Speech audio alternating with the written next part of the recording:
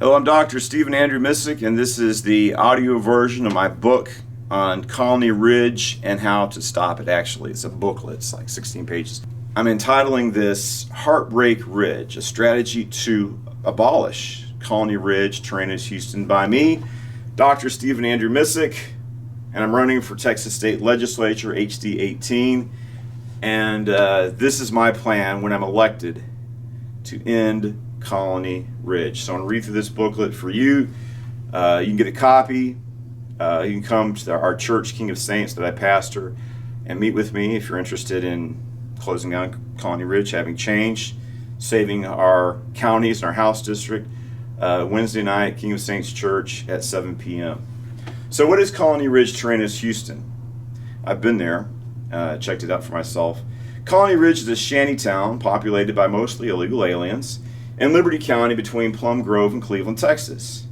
It is reported that the Gulf and Sinaloa Mexican drug cartels have invested in Colony Ridge since its inception.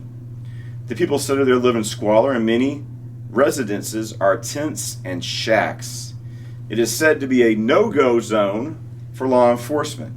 Colony Ridge, Taranis, Houston places ads in Central America inviting potential illegal aliens to settle in Colony Ridge, Taranis, Houston.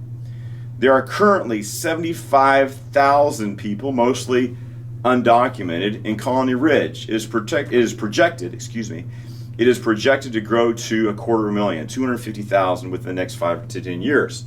Colony Ridge was created by State Representative Ernest Bales, State Senator Robert Nichols, and so-called land developer Trey Harris. So this is our House District. Liberty County is going to be soon, very soon. It's going to be Colony Ridge, and it's going to be populated by people who don't have the legal right to be here in this country, and they'll be living off the American taxpayer. Those are left because of the situation. Many people whose families have lived here for generations are leaving the area, being driven out by Ernest Bales, Trey Harris, and State Senator Robert Nichols. So why was Colony Ridge, Taranis, Houston created? State Representative Ernest Bales is a notorious rhino, Republican in name only. He has been leading the effort to flip Texas from a red state to a blue state. In May 2018, he attended a Turn Texas Blue rally wearing a purple shirt, representing his intention to lead the movement to transition Texas from red to blue. That means it's a solid red conservative Republican state. Not if Ernest Bales has anything to say about it. He's working very hard, very, very hard to flip Texas blue. Like I said, he went to this event where he was campaigning against Republican candidates, campaigning for Democrat candidates, and he wore this purple shirt to show his solidarity with the movement to transition Texas from red to purple to blue. That's what he wants to do. So why is this happening? Because Democrats believe that legal and illegal immigration will expand their voting base. This is part of a ruthless campaign for absolute political power, an attempt to turn the USA into a one-party state and then to a Marxist state, a Marxist police state. That's what their end game is. Ernest Bales is a fervent supporter of the radical left-wing teachers unions. Ernest Bales and local politicians want to make money. This is all about making money through building schools to educate foreign nationals that are being settled in Colony Ridge. So that's his goal, is to profit himself by, we got all these new students. Actually, he campaigns on this issue. I went to this event. I need to upload the video again, where it's Raise Your Hand, supported by the left-wing radical teachers unions. And he's saying, we're building these schools. This is the fastest growing school district in the country. He celebrates this. Recently, we had a shooting just close to my church here, where I'm speaking from. And he's still extolling. It's like, this is wonderful. We have demographic change in our county. It's good. I want to talk more about that in just a minute. So let's continue. So I'm saying Ernest Bales did this. Well, how did Ernest Bales create Taranis, Houston? One more comment before I move on. I was surprised. I was looking at some reports from Texas Scorecard. I knew that Ernest Bales is a liberal. He is woke. This is Ernest Bales. He puts all these posters and signs up saying he's a conservative Republican.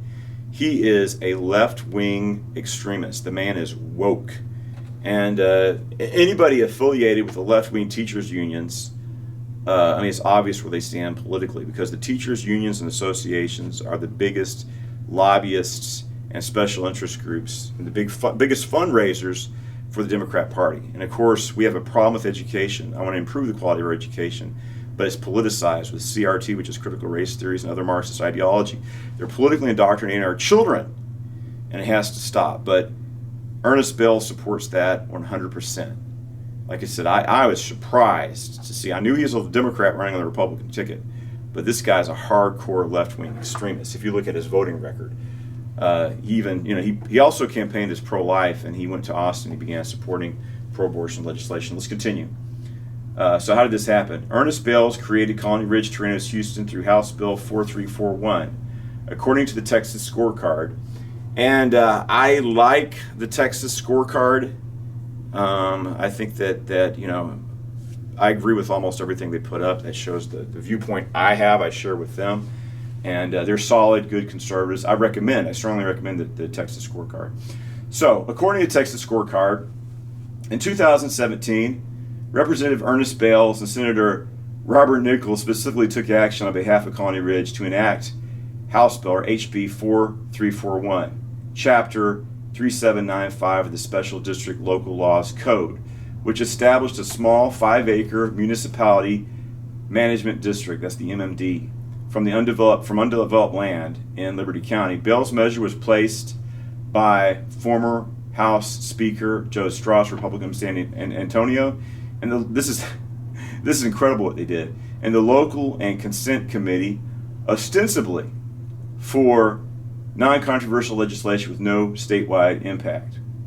So what this means is, you're at the Texas State Legislature, and they have they designate certain laws as local and consent committee, and these are supposed to be this is crazy what Ernest Bales did. These are supposed to be non-controversial. It's like, say a small town, they need legislation to expand a road or build a post office or build a new fire station, and they pass legislation authorizing this, the Texas State House, for getting a new fire engine, buying a new squad car, whatever. They pass legislation for local issues, right?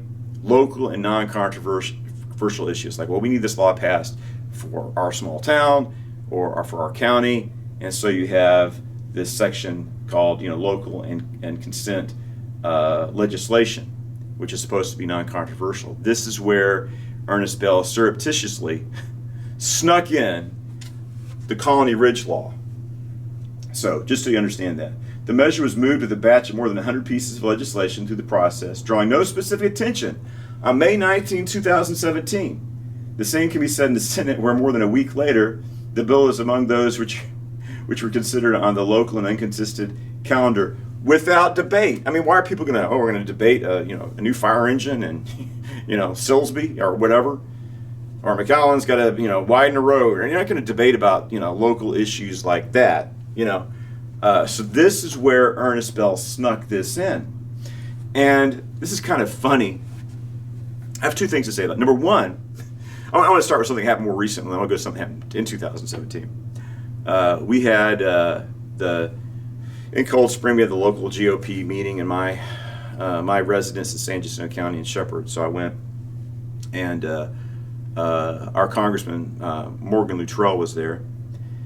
And people, these are Republicans, these are people who participate, active Republicans. And this man got up and he's like, "Look what's going on in Colony Ridge. What are you going to do about it, Congressman Luttrell? We're in danger. Our lives are in danger. Our security is in danger. We're going to be driven off our land. We have to move. It's going to destroy everything, our way of life. Our kids aren't safe." And Morgan Luttrell says, "Well, I flew a helicopter over there. I saw for myself what's going on. I'm going to talk to the governor about it. And, this isn't really in my district. I understand it's affecting you, but the way the congressional lines, I think it's Babin's district, but I am engaged with the issue, and I'm going to try to help." Bales' Bales wasn't there, but his wife was there. And she was listening to this man grieving, this elderly man grieving about what's happening to our community with Colony Ridge, Terranos, Houston, and the peril that we face from this. And Bell's wife, oh, she got her puppy dog eyes. She knows darn well that her husband created Colony Ridge. So she's crying. She's there crying her crocodile tears. Don't give me that baloney. There's no way that she didn't know what Colony Ridge is all about and what's going on. I mean, this guy, Ernest Bells, is friends with Trey Harris. He goes on hunting trips with Trey Harris. The second thing happened. This had to be in early 2017. And, my father's very active in the Ministerial Alliance meeting. And so we go to the Ministerial Alliance, and it's like, okay, we have, state legislators here. Oh, really? It's Ernest Bells. Well, who's that? Oh, well, he invented a machine. Really? Yeah, it's a livestock machine. Well, what does it do? Well, it electrocutes the testicles and the penises of livestock. Oh, really? Yeah, that causes them to do, it helps them collect breeding samples. Wow, that's kind of weird. Okay, that's his claim to fame. I guess that makes him qualified to be our Texas state legislature. Whatever. But anyway, he I thought that's kind of bizarre and funny. So he gets up and he's talking to us. And at this time, for several months, local pastors and people involved in ministry were very concerned. You hear stories, it's like, there's this woman who's active in, combating human trafficking. She's like, there's prostitution, sex trafficking going on. And, at that time we weren't calling it Plum Grove. It wasn't designated. Well, it probably was, but we weren't using the terminology Colony Ridge, Trianos, Houston. We're talking about what's going on in Plum Grove. So the stories were, and of course I went down to see these things for myself, so they're true. It's like people just being settled out in this area. And so some of the structures that they're living in is they'd run a clothesline, they'd hang up bed sheets and between two trees, and they just live. That's their abode, hiding behind bed sheets, hanging on a clothesline between trees. That's their house now. That's the level of squalor people are living in. You go over there, prostitution, drug selling, and trafficking, sex trafficking, people living in squalor. Shanty towns, huts, lean-tos is awful. And you can go there to see what's going on. People are obviously cartel members. Drive up and threaten you with guns. Very scary, very disturbing. So people are talking about this. This is 2017, probably late 2016, early 2017. This is an issue. So Ernest Bell shows up at this Ministerial Alliance. People tell me the story about his weird contraption for collecting breeding samples from wildlife and livestock. So he gets up and he says, I know many of you have heard what's going on in Plum Grove. I want to tell you right now, Plum Grove's not going away. I just don't want you to worry about it anymore. I'm working in Austin to make Plum Grove legal. So I didn't know what he's talking about. I was kind of shocked. It's like, what in God's name? He's going to allow that to fester and go on? I was shocked. He started buying people off at that time too, because a lot of people who were vocal critics of that started not speaking out about it or even changing their tune. I don't see how anybody could be okay with what's going on over there, but people willing to compromise their principles and ethics. I guess are willing to sell out like Judas for the 30 pieces of silver. And we got a lot of Judases out here, and Simon the sorcerer, or Samaritan people, where they're supposed to be ministers, or Balaam. So we were talking about that this past Sabbath, the error of Balaam. What was the error of Balaam? Well, these rich people came and gave Balaam money to change what he was preaching about, and he, God told him one thing, and he did or said something else because they gave him money. So we have that problem going on here. So the next thing that happened, I'm going to get back to this, is, I'm running for office. Now I believe I'm going to win. It's like, I'm going to win. I can see it. I can feel it. I'm going to be the next legislature. Bales is done. And then I'm thinking, it's like, what was Bales talking about? He said he's going to make it legal. How do I research and find out what what mischief he's been up to in Austin, so I can go and undo that? And thank God for Attorney General Ken Paxton. He went through and found it. Bales was telling the truth this time. He might not tell the truth about, he's not really a conservative Republican. He's not really pro-life, so he's lying about that. But in this instance, he's being honest. He actually did go and work to make Colony Ridge legal through House Bill 4341. So let's continue. Here's my little comment here. Imagine. I mean, it's awful, but it's crazy. Bell surreptitiously introduced HB 4341, and it wasn't even debated. Can you believe that? That's deceptive. Uncontested? Really? I feel this was dishonest and underhanded. The Colony Ridge Law, which is HB 4341, has had a huge impact in San Jacinto and Liberty County. And now it will impact the whole of Texas, if not stopped right now, in our whole country, because people could follow Trey Harris's and Ernest Bale's business plan, and we could see Colony Ridges pop up throughout the whole country. So as we go through here, I want to mention this is all about school bonds. They want school bonds. They have it's right here. They get the pastors to support this thing. It's crazy. Cleveland ISD bond election, November, it's the Spanish side. We're fully bilingual in Cleveland now. November 2023, 125 million. I thought it was 275, but it's 125. Well, it all adds up. We're probably going to get to be, if we're not at already, $1 billion, very soon, $1 billion in school bond. That the weight of debt, the crushing weight of debt placed upon this small town and the citizens of Cleveland. It's horrible. And you know, when the school superintendent was there, he offended me in two ways. He's like, the Texas legislature is taking away our property taxes. We got to stop them. And it's like, hey, buddy, that's not your money. You probably just worked in education all your life, worked in government and things associated with government. You haven't had a real job.